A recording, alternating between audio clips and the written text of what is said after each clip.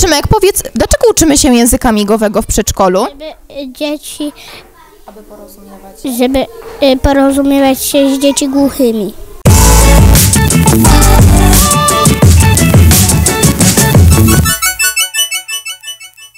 Dzień dobry, znajdujemy się w Miejskim Przedszkolu nr 14 w Zgierzu, w którym odbywają się zajęcia języka migowego.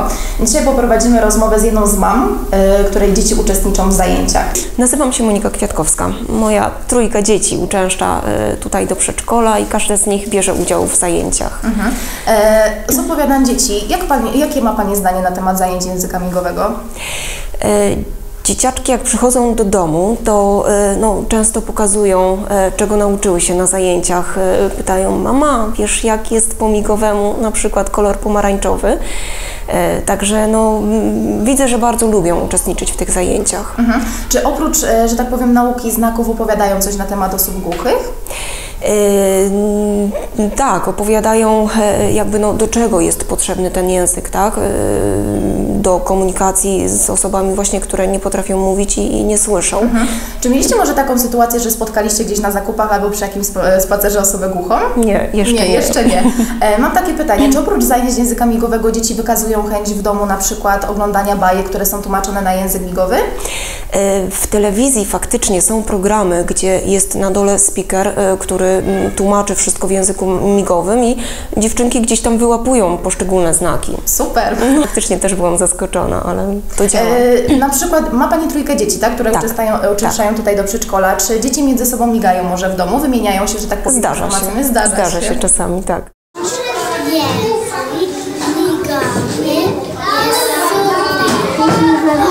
Porozmawiamy teraz z drugą mamą, panią Izą, która ma dwójkę dzieci w tym przedszkolu. Jakie ma Pani zdanie na temat zajęć języka migowego? Uważam, że lekcje języka migowego są naprawdę potrzebne i są bardzo fajne. Rozwijają dzieciaki, uczą je tolerancji również. Dobrze, Pani córka Pola tak naprawdę ze mną w grupie jest od maluszków. Tak, Pola jest od samego początku, już 3. rok, uczy się języka migowego. W drugiej grupie jest syn Gustaw, niecały rok się uczy w tej chwili. Oboje dzieci naprawdę są zachwycone tymi lekcjami. Zresztą Gustaw przez pół roku, w zeszłym roku, chodził do innego przedszkola i bardzo cieszymy się, że od września dostał się tutaj, bo to był jeden z warunków jakby wyboru tego przedszkola, właśnie to, że tu odbywają się lekcje języka migowego. Super, bardzo mi miło. Chciałam się zapytać o Polę, bo tak naprawdę Pola uczestniczy w zajęciach od samego początku, czyli już uczy się 3 lata. Jakie Pani widzi zalety i plusy tak naprawdę zajęć języka migowego w tym przedszkolu, patrząc tak naprawdę po rozwoju Poli? Po rozwoju Poli. Na pewno jest bardziej otwarta na różnego rodzaju sprawy. Generalnie łatwiej się też komunikuje. Otwartość też przejawia się tym, że od tak naprawdę pierwszych zajęć, jak tylko się nauczyłam migać dzień dobry i dziękuję, wchodziła do sklepu czy do cukierni tutaj obok i zawsze migała dzień dobry, tak? Ale fajnie. I pani w cukierni zawsze już, znaczy po jakimś czasie, po tygodniu jej zawsze odmigiwała. To dzień dobry. Tak. Fantastycznie. Tak. Oprócz tego w rodzinie mamy 3 osoby, które też migają. Są po takim skończonym kursie języka migowego. Jedna z osób, taka anegdotka, że jedna z osób już długo nie miała jednak kontaktu z tym językiem migowym. No i kiedy Pola zaczynała migać z ciocią, to się odświeżył język. Odświeżył się język, ale Pola również poprawiła raz ciocię, że to nie tak. Że trzeba inaczej zamigać. Tak, dokładnie. Czy miałyście taką sytuację, że spotkałyście osobę niesłyszącą, nie wiem, w sklepie, na zakupach, gdzieś podczas spaceru? Akurat nie, ale mamy w dalszej rodzinie, można powiedzieć, że to już jest rodzina, bo bliska nam osobę o dużym stopniu uszkodzenia słuchu. I ta osoba też miga, aczkolwiek słyszy, kiedy do niej się dużo głośniej mówi.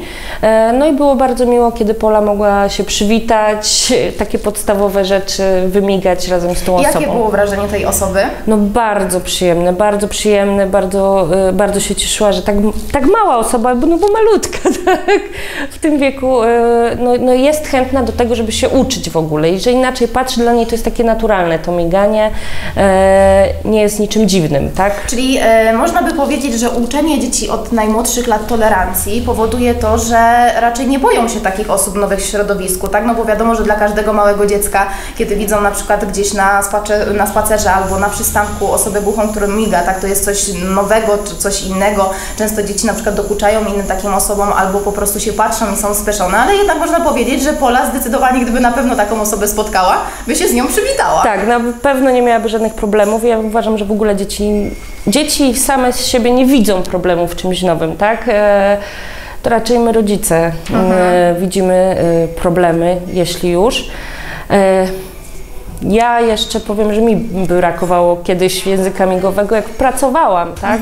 I w pracy miałam kontakt z klientem właśnie głuchoniemym. Ogromny stres dla mnie. Dla mnie, czy uda mi się dogadać z taką osobą zupełnie inaczej, by było, gdybym chociażbym znała podstawy i chociażbym mogła przełamać te lody migając dzień dobry. A na koniec dziękuję. W jaki sposób po prostu Pani się porozumiewała z taką osobą? Wtedy na kartce. Wtedy na kartce. Wtedy I na kartce. nie było problemu, że tak powiem, z pisaniem, no bo wiadomo też, że osoby głuche nie używają za bardzo języka polskiego, tak? Mają swoją odrębną gramatykę. I jak Pani sobie wtedy poradziła? Nie, akurat tu nie było akurat. Tu akurat osoba znała tak, język jak polski, najbardziej. Tak, no to teraz może się Pani uczy tak naprawdę od córki podstawowych. Tak, już umie. Już Pani umie, więc już nie będzie problemu. Chociaż to tak zapominam, ale ona ma rewelacyjną pamięć, nie to co my dorośli. Tak, zdecydowanie. Pola bardzo zawsze się wyróżniała na tle od najmłodszych lat i bardzo się cieszę, że mogę ją uczyć do tej pory. No i mam nadzieję, że kiedy skończy to przedszkole, jednak będziemy mogły dalej się, że tak powiem, uczyć. No ja mam nadzieję, że po prostu nie rozwijać tego tak, dalej. ja mam nadzieję, że trafią Państwo w końcu do szkół innych przedszkoli, bo naprawdę warto uczyć dzieci tolerancji i to naprawdę rozwija nie tylko tutaj w języku migowym, ale również tak ogólnorozwojowo bym powiedziała. Kiedy Pola miała pierwszy kontakt z językiem migowym? Pierwszy kontakt z językiem migowym tak naprawdę był tutaj, jeszcze nie chodziła do przedszkola, to były albo dni otwarte, albo akcja z okazji Wielkiej Orkiestry Świątecznej Pomocy, dokładnie nie pamiętam. Były zajęcia pokazowe. My jako rodzice braliśmy wtedy udział również i nam się tak to strasznie spodobało, to miganie, że też wpadło wybór właśnie na to przedszkole. Nam się to tak spodobało, że cały dzień migaliśmy z Polą. Wszystko to, co się nauczyliśmy, cały dzień powtarzaliśmy, poszliśmy do babci, do dziadka, ona też to wszystko wymigała. Fantastycznie. Właśnie, między innymi, jeżeli były te zajęcia wtedy Wielkiej Orkiestry Świątecznej Pomocy, bo tak kojarzę, że to właśnie tutaj były te zajęcia. Jak inni rodzice na przykład też reagowali na te zajęcia? Super. Tak? Ja nie spotkałam się akurat z żadnymi negatywnymi opiniami. Każdy wyszedł zadowolony, była super zabawa dla nas rodziców i dla dzieciaków również. Super. Lubię język migowy. Dzień dobry, mam na imię Krzysztofa Kantyka, jestem nauczycielką, pracuję w Miejskim Przedszkolu nr 14. Ukończyłam również terapię pedagogiczną i chciałam się tutaj wypowiedzieć, jaką ogromną rolę pełnią zajęcia języka migowego prowadzone przez panią Karolinę w naszym przedszkolu. Dzieci podczas zajęć poznają podstawowe znaki, zwroty języka migowego.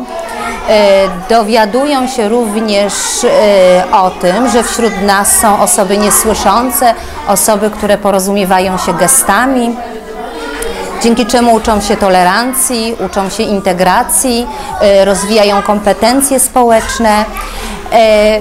W sposób szczególny pobudzają myślenie, pobudzają wyobraźnię. Podczas zajęć oprócz takich umiejętności, które widać gołym okiem, rozwijane są umiejętności, których nie widać gołym okiem. Takie jak doskonalenie dzieci podczas zajęć doskonalą koordynację wzrokowo-ruchową, spostrzegawczość, uwagę, pamięć, doskonalą motorykę małą, rozwijając pracę palców, rąk. Uczą się również schematu ciała, doskonaląc orientację w przestrzeni, prawa strona, lewa strona. Są również takim wspaniałym wyciszaczem grupy. Są to również cenne informacje dla nas, dla nauczycieli, ponieważ dzięki pani Karolinie dowiadujemy się dużo o środowisku i życiu osób niesłyszących, jak dzieci słyszące stają się łącznikiem między światem zewnętrznym a swoimi niesłyszącymi rodzicami, jak wypracowują sobie platformę, płaszczyznę komunikacji, jakie trudności napotykają na swojej drodze. Także podsumowując, są to lekcje prawdziwej empatii, tak jak w Danii, w kraju jednym z najszczęśliwszych krajów na świecie, ponieważ tam zamiast godziny wychowawczej są godziny empatii i może i my doczekamy się takich czasów, że w naszej polskiej szkole pojawią się godziny empatii.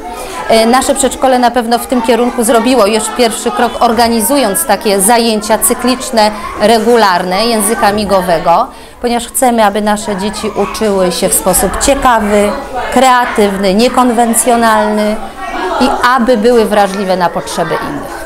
Dziękuję.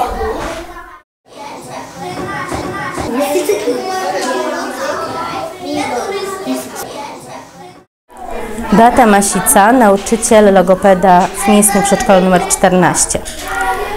Nauka języka migowego jest dla dziecka nie tylko świetną zabawą, ale powoduje, że dziecko poznaje nowy, alternatywny sposób komunikowania się z ludźmi. Nauka języka migowego wpływa na rozwój dzieci, poprawia ich myślenie, koncentrację, pamięć, wpływa na lepsze funkcjonowanie mózgu. Liczne prowadzone badania również u nas w Polsce dowiodły, że uczenie jednocześnie języka fonicznego i elementów języka migowego już nawet kilkumiesięczne dzieci wpływa na lepszy ich rozwój, na poprawę koordynacji ruchowej, na lepszą komunikację z rodzicami. Ruch to rozwój. Dzieci szybko uczą się własnego ciała, czucia tego ciała, koordynują swoje ruchy, doskonalą mimikę. Dwukanałowa komunikacja działa również fenomenalnie na rozwój mowy i rozwój intelektualny dziecka. Nauka języka migowego i języka fonicznego jednocześnie synchronizuje pracę prawej i lewej półkuli mózgowej. Język migowy jest fajny. W naszym przedszkolu zajęcia języka migowego odbywają się od 3 lat.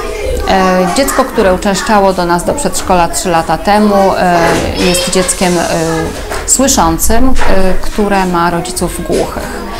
Stąd też narodził się pomysł wprowadzenia tego rodzaju zajęć dla pozostałych dzieci w celu przygotowania ich do uczestnictwa w społeczeństwie, do życia w społeczeństwie, w którym również żyją takie osoby, funkcjonują i prowadzi zajęcia u nas pani Karolina Kmieciak, to jest siostra tej dziewczynki. Zajęcia są bardzo dobrze przygotowywane, jesteśmy z nich zadowoleni. Dzieci bardzo chętnie w nich uczestniczą, rozwijają się, uczą się tolerancji przede wszystkim, wspaniałej koordynacji wzrokowo-ruchowej. Bardzo dobrze wpływa to na ich ogólny rozwój. Myślę, że wszyscy są z nich zadowoleni, będziemy na pewno je kontynuować, na pewno będziemy prowadzić również w następnych latach. Zajęcia są cykliczne, odbywają się 2 razy w miesiącu i wydaje mi się, że jest to świetny pomysł organizowania tego typu zajęć i spotkań. Myślę, że wiele przedszkoli dobrze byłoby, gdyby rzeczywiście zaczęły też pracować w ten sposób i rozwijać takie zainteresowania, nawet można to powiedzieć zainteresowania wśród dzieci. I właśnie uczenie tej tolerancji, tego przyzwyczajenia do życia w społeczeństwie z ludźmi, różnymi ludźmi, z różnymi niepełnosprawnościami.